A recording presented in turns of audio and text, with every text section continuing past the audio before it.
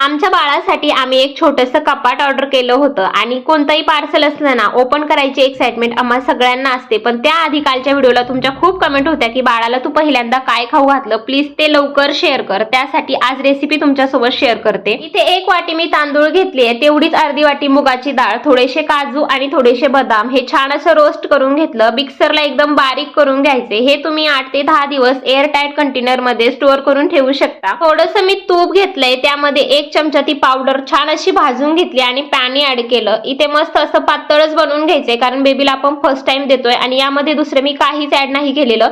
थोडंसं पातळ बनवून घेतलं की मग ते दिवसांतून तुम्ही 2 वेळेस देऊ शकता, कारण फर्स्ट टाइम दिलं होतं मी 2 वेळेस आणि 2 ते 3 चमचे मी त्याला पाणी दिलं होतं। मग लगेचच आम्ही पार्सल ओपन करायला घेतला आणि यामध्ये ना ही कपाटाची क्वालिटी अतिशय सुंदर होती, कारण माझ्या चेहऱ्यावरचा आनंद तुम्हाला सांगते की क्वालिटी कशी आहे। हे असेंबल करायला सुद्धा खूप सोपं आहे, याच्या मदतीने आपण ते इझिली असेंबल करू शकतो। मग लगेचच यांच्याकडून मी ते छान असं जॉईन करून घेतलं।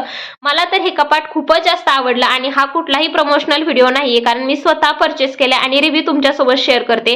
मला हे कपाट खूपच जास्त आवडलं आणि हे कपाट हाईटला सुद्धा खूप आहे, म्हणजे माझ्या खांद्या इतकं हे कपाट येतंय। अदरवाईज याची क्वालिटी अतिशय सुंदर आहे। दोन्ही साईडने असे छोटेसे पॉकेट येतात, ज्यामध्ये आपण काही गोष्टी स्टोअर करून ठेवू शकतो। आणि मेन म्हणजे कपाटाला झिप आहे, त्यामुळे बेबीच्या कपड्यांवरती अजिबात धूळ येणार नाही। याच्यामध्ये पूर्ण 6 कंपार्टमेंट आहेत। फर्स्ट मध्ये आपण बेबीच्या टॉयज, मेडिसिन किंवा इतर स्किनचे रिलेटेड प्रोडक्ट ठेवू शकतो आणि खाली मस्त असे डायपर किंवा इतर कपडे, बेबीचे सगळे काही प्रोडक्ट्स आपण इझिली याच्यामध्ये व्यवस्थित ठेवू शकतो। मला तर हे कपाट खूपच जास्त आवडलं। तुम्हाला सुद्धा हे कपाट हवं असेल तर कमेंट मध्ये लिंक टाइप करा किंवा युट्यूबला तुम्ही व्हिडिओ पाहत असाल तर स्क्रीनवरती मी प्रोडक्ट टॅग केले, इथून तुम्ही घेऊ शकता।